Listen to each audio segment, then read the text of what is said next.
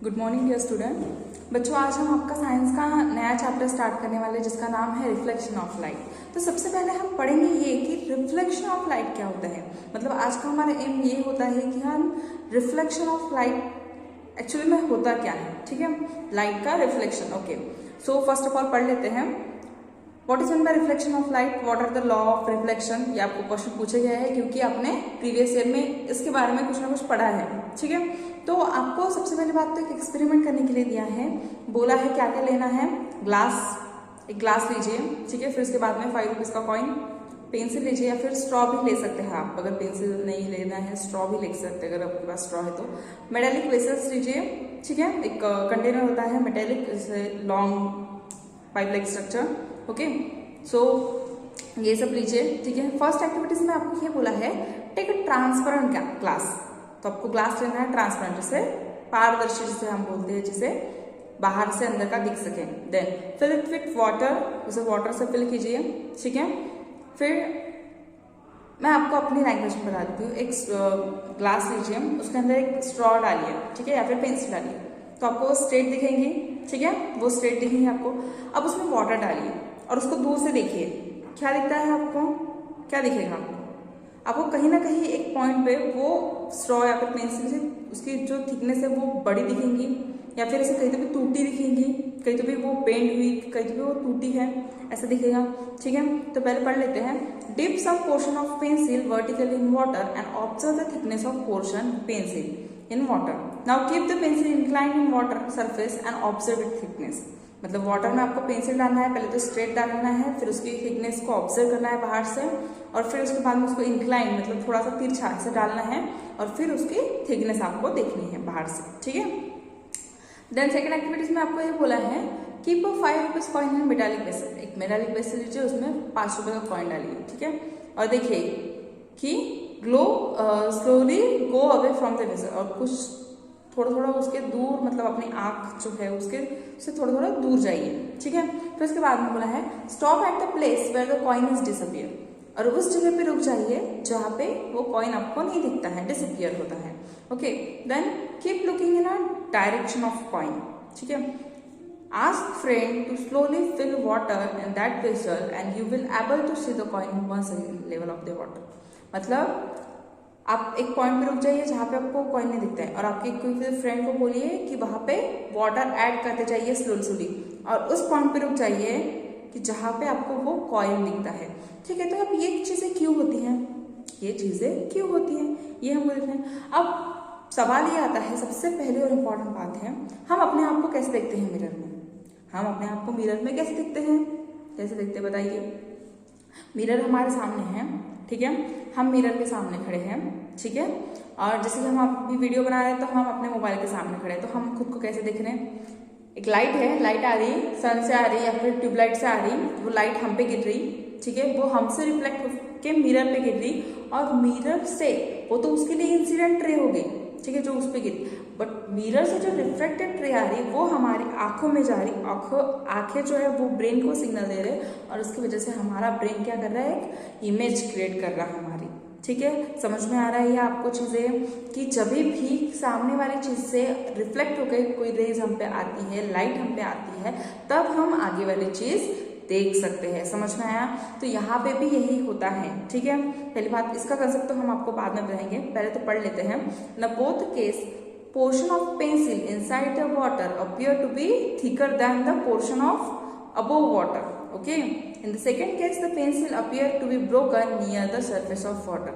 पहले केस में आपको क्या दिखेगा, थिकनेस जो रहेगी वाटर के अंदर वाली पेंसिल की उसकी ज्यादा दिखेंगी एज कम्पेयर टू बाहर वाली पेंसिल से। और सेकंड केस में ये रहेगा कि जो इंक्लाइंड पेंसिल है वो कहीं ना कहीं अगर बाहर से देखते हो तो वाटर के अंदर की टूटी हुई दिखेंगी एक पर्टिकुलर पॉइंट से।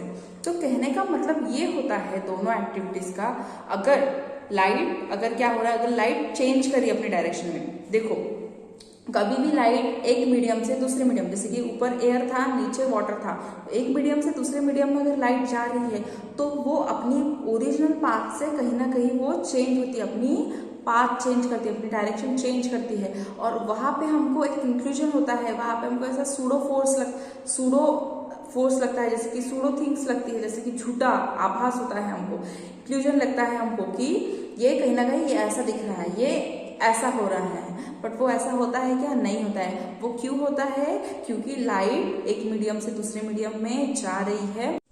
ठीक है, तो बच्चों हम क्या पढ़ रहे थे? दो एक्सपेरिमेंट हमने करके देखे थे और हमने बताया था आपको क्या होता है रिफ्लेक्शन ऑफ लाइट। ठीक है, तो क्या होता है reflection of light? Light changes its direction when going from one transparent medium to another transparent medium. जब लाइट क्या होती है, एक ट्रांसपेरेंट मीडियम से दूसरे ट्रांसपेरेंट मीडियम में जब जाती है तो वो क्या करती है? अपनी पाथ चेंज करती है, अपनी डायरेक्शन चेंज करती है। That is called reflection of light. समझ में आई है आपको बात? ओके, समझ में आई है बात आपको? देखो, अब नेक्स्ट आपको एक एक्टिविटीज दी है, वो हम देख लेते हैं कि क्या होता है एक्चुअल में। बट रिफ्लेक्शन ऑफ लाइट ही हर चीज में होती है, मतलब हमको कोई ऑब्जेक्ट अगर दिख रहा है तो वो हमारी आंखों पे वहां से रिफ्लेक्ट होकर कुछ लाइट आ रही है जो कि हमारी आंखों पे गिर रही है और इसलिए हमको सामने वाला ऑब्जेक्ट दिखता है। तो थर्ड एक्सपेरिमेंट है, वो एक्टिविटी है, वो हम देख लेते हैं कि वो glass slab on the blank paper and draw its outline PQRS as shown in figure. मतलब आपको क्या बोला है? ग्लास स्लैब लेने के लिए, मतलब एक ऐसा रेक्टेंगल शेप का एक ग्लास रहता है, ठीक है, उसकी थिकनेस बहुत ज्यादा रहती है। जैसे कि आप प्रैक्टिकल अगर करते हो लैब में तो आपको ये सब दिखने में आ जाएगा। ठीक है, तो उसे एक ब्लैंक पेपर पे लीजिए, रखिए, उसे आउटलाइन कीजिए, PQRS उस पॉइंट को नाम दीजिए। ठीक है, draw an inclined straight line on that side of PQ and so that it intersect PQ at end point. Okay, so pierce two pins vertically at 2 point AB along the line and look at the pins AB from the opposite side of slab and pierce pin C and D vertically so that image A and B are in line with the C and D. So बच्चों हम क्या देख रहे थे? हम experiment कर रहे थे। चलो हम पढ़ लेते हैं कि क्या बोला है। First reflection occur when light रे enter eight glass from air at N on side PQ and the second reflection occur when the light enter at a glass at point M, है ना? second reflection वहाँ पे हुआ था। फिर for the first reflection that is your angle of incidence and for second it is I, ठीक है, that is angle of I1, that is angle of incidence for a first reflection, ठीक है, and angle of refraction which is denoted by R. Note that IR is equal to R. मतलब जो I1 है, I1 मतलब जो angle of incidence है second के लिए, सेकंड रिफ्लेक्शन के लिए, वो किसके बराबर होता है? एंगल ऑफ रिफ्लेक्शन का फर्स्ट। मतलब ये दोनों एंगल जो होते हैं वो इक्वल होते हैं। क्यों इक्वल होंगे आप मुझे बताइए। देखिए, ये नॉर्मल है, ये भी नॉर्मल है, they are parallel to each other, और वो जो लाइन है वो ट्रांसवर्सल का काम कर रही है। मैथमेटिकली अगर देखते हैं तो वो ट्रांसवर्सल का काम कर रही है। So this is alternate angle and hence it is a congruent, right? Okay, so in the second reflection the angle of reflection is E and which is equal to I. जो E रहेगा वो किसके equal में रहेगा? I के, मतलब जो incident angle रहेगा फर्स्ट रिफ्लेक्शन का वो एंगल ऑफ रिफ्लेक्शन के सेकंड रिफ्लेक्शन के बराबर रहेगा। ठीक है, फिर उसके बाद में thus the light ray MT emerging from glass slab is parallel to incident ray AN. जो MD है, MD जो लाइट रहेगी इमर्ज मतलब जो बाहर निकल रही है फ्रॉम ग्लास स्लैब से, वो किससे पैरेलल रहेगी? AN से पैरेलल रहेगी। But the emerging ray is somewhat displace with respect to incident ray. तो आपको रिफ्लेक्शन ऑफ लाइट समझ में आया बच्चों? Reflection of light simple way में होता है कि लाइट क्या करती है? अपने पाथ चेंज करती है from one transparent medium to another transparent medium से जब वो पास होती है। ठीक है, that is called reflection of light. अब देखो लॉज ऑफ रिफ्लेक्शन। अब लॉ ऑफ रिफ्लेक्शन क्या होता है ये हम यहाँ पे पढ़ेंगे। Let us study the light ray entering a glass slab, जो एक्सपेरिमेंट हमने अब किया है, from air as shown in figure, जो हमको दिया है। तो अब 6.2 फिगर देखिए, वहां पे आपको एक ग्लास दिया है, इंसिडेंट लाइन दी है और नॉर्मल से वो आ रही है, पाथ चेंज करी अपनी, और reflected light that is angle of reflection form हो रहा है वहां पे। ठीक है, तो वो क्या होता है? लॉ ऑफ रिफ्लेक्शन क्या होता है? Here AN is incident ray and NB is reflected ray. Okay, so incident ray and refracted ray at a point of incidence N are on opposite side of the normal to the surface of the slab. At that point CD and the three incident ray, refracted ray and normal are in same plane. तो law of reflection में क्या बोला है हमने आपको, जैसे कि बताया था, अगर लाइट इंसिडेंट हो रही है और फिर वो रिफ्लेक्टेड हो रही है, मतलब एक ट्रांसपेरेंट मीडियम से दूसरे मीडियम में जा रही है, तो वहां पे तीन लाइंस फॉर्म हो रही है, कैसी, एक इंसिडेंट, एक नॉर्मल, एक रिफ्लेक्टेड। समझ में आपको? ठीक है। For a given pair of media air and glass are ratio of sin I to sin R is constant. तो देखो अब रेशो आएगा, इसे बोलते हैं हम रिफ्लेक्टिव इंडेक्स बोलेंगे, जो आगे चल के हम पढ़ेंगे। यहाँ पे एक रेशो फॉर्म होता है जिसे sine I, that is angle of incident, and sine angle of reflection, वो जो रेशो आता है वो क्या होता है, कांस्टेंट होता है। And here I is angle of incidence and R is angle of reflection. ठीक है, समझ में आया आपको? Then next is reflective index. अब रिफ्लेक्टिव इंडेक्स क्या होता है, जो sine I upon sine R जो आपको स्क्वायर ब्रैकेट में दिया है, that is constant, that is denoted by n। So n is reflective index of the second medium with respect to first medium. Sign I मतलब I है तो क्या होगा, वो वहां पे सिर्फ n रिफ्लेक्टिव इंडेक्स वो किसके रिस्पेक्ट में दिया। अगर देखो हमें अगर कुछ चीज को कुछ एक्सप्लेन करना है, किसी की हाइट बतानी है, किसी की लेंथ बतानी है, किसी की डेंसिटी बतानी है हमको, तो हमें कंपैरिजन के लिए कुछ चीजें चाहिए है ना। तो वहां पे हमने कंपेयर किया है कि with respect to first second medium with respect to first medium से। तो sine I upon sine R is equal to n। ठीक है, तो ये था हमारा reflective index and it is also called as Snell's law. इसे क्या बोलते हैं, स्नेल्स लॉ भी बोल सकते हैं। आपको 1 मार्क के लिए क्वेश्चन आ सकता है, what is Snell's law, that is sine I upon sine R is equal to n। Okay, and a ray incident along a normal, that is I is equal to 0, goes forward in same direction. तो देखिए reflective index में क्या बोला है, the change in direction of light ray with while entering the different media is different. अब देखो क्या होता है, लाइट रे मतलब लाइट पास होती है एक मीडियम से, बट उसकी जो क्या बोलते हैं उसे, उसकी जो स्पीड रहती है, लाइट की जो स्पीड रहती है वो एयर में क्या रहती है, कांस्टेंट वैल्यू क्या है उसकी, 3 × 10⁸ मीटर पर सेकेंड। ठीक है, बट उसके मीडियम के हिसाब से उसकी स्पीड कम ज्यादा हो जाती है। अब देखो अगर मेरे पास एक टॉर्च है, ठीक है, मैंने आपको यहाँ पे टॉर्च लगाया, ठीक है, और बीच में अगर मैंने कोई ऑब्जेक्ट रख दिया तो आपको लगेगा कि लाइट बंद होगी, लगेगा ना। बट क्या हो रहा है, वो ऑब्स्टेकल आ रहा है वहां पे, है ना कुछ ऑब्स्टेकल आ रहा है उसको, बट टॉर्च तो ऑन है ना। तो लाइट की जो स्पीड रहती है वो हर एक मीडियम में अलग अलग रहती है, जैसे ग्लास है, वाटर है, तो हर एक इसमें अलग अलग उसकी स्पीड रहेगी। ठीक है, और उसका रिफ्लेक्टिव इंडेक्स भी अलग अलग रहेगा ना, फिर उसके हिसाब से रिफ्लेक्टिव इंडेक्स भी अलग अलग रहेगा ना। ठीक है, तो हर एक मीडियम में उसकी जो है डायरेक्शन लाइट की वो अलग अलग रहेगी। It is related to reflective index of medium. वो कहाँ पे रिलेट करता है, reflective index of medium. Then the value of reflective index is different for different media and also for light of different colour in same medium. Also light में भी, मतलब light है but different colour की है, तो वहां पे भी लाइट की स्पीड मतलब अफेक्ट करती है अगर अलग अलग कलर्स में है तो।